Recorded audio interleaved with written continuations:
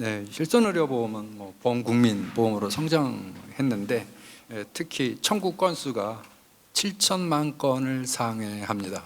생명보험까지 추정하면 1년에 9천만 건 이상이 종이 서류를 발급받아서 보험금을 청구하고 있습니다. 상당히 불합리한 시스템으로 현재 운영되고 있다라고 볼 수 있습니다.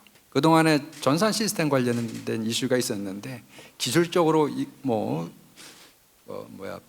운영 가능한가라는 우려가 있었습니다. 예, 기술적으로 운영 가능하고요. 건강보험 심사평가원 전산망 경유하는 것이 가능한가? 네, 기술적으로 어려움은 없고 단지 법적 근거 마련은 필요하다. 그리고 개인정보 보호가 문제될 수 있다.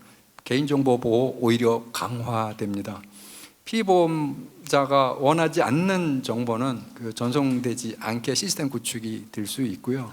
그리고 설계사 대리 청구가 1,700만 건 정도 되는데 그 정보가 대리인한테, 설계사한테 정보가 넘어가지 않게 됩니다.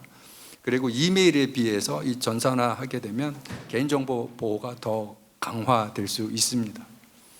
요양기관 수납 창구 부담이 증가할 수 있다는데 종이 서류 발급하는 거하고 전자 전송하는 거하고 어느 것이 더 부담이 더 클까요? 전자 전송을 하게 되면 요양기관 창구 부담은 감소할 것으로 보입니다. 서류 발급 수수료는 진료 코드, 진단명과 관련된 얘기인데 이거는 합의가 필요할 것으로 봅니다. 보험회사나 요양기관, 특히 대형기관들이 그동안 소비자 보호를 위해서 노력을 안 한 것이 아닙니다.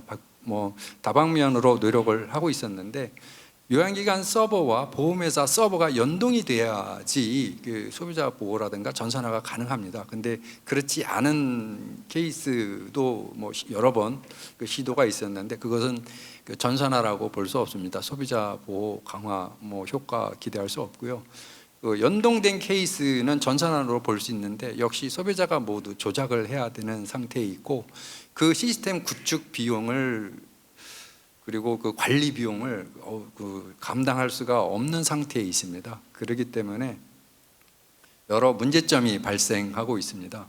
단지 심평원 전산망과 보험중개센터의 전산망만 연결할 수 있으면 됩니다.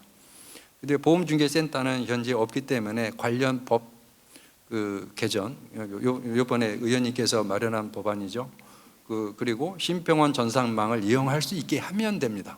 이렇게 단순하게 개선하면 되는데 이것이 안 돼가지고 7천만 건을 대한민국 국민들이 서류를 떼서 청구하고 돌아다니게 한다라는 거는 조금 요즘 좀 받아들이기 힘든 상황으로 보입니다. 그래서 대안, 청구 간소화 안을 제안해 봅니다. 이미 아시는 것 같은데 현재의 전통적 의료 서비스 공급 방법을 그대로 유지합니다. 단지 증빙 서류만 종이 서류에서 전자 전송으로 바꾸는 것에 불과합니다. 심사평가 없습니다. 그러니까 이 시스템을 위해서 단지 심평원 전산망을 이용하고 보험중개센터만 두면 됩니다. 그리고 다음이 중요한 얘기인데 보험금의 청구 관련 사항은 민간보험회사의 사적 계약에 관한 사항이라는 점에서 보험계약 당사자도 아닌 요양기관에게 본연의 업무와 직접적인 관련이 없는 사항에 관하여 법적 의무를 부과하는 것은 부당하다라는 지적이 있었습니다.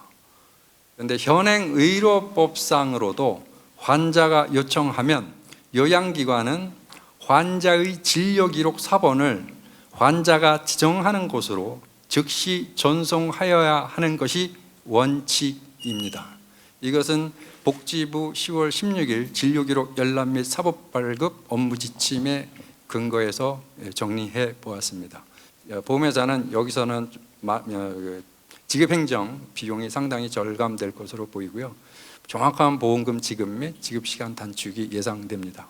소비자는 빠르게 그리고 누락 없이 보험금을 수령할 것으로 보입니다. 소비자 보호는 전체적으로 강화될 것으로 보이고 자원 이용 효율화를 기대할 수 있다고 봅니다.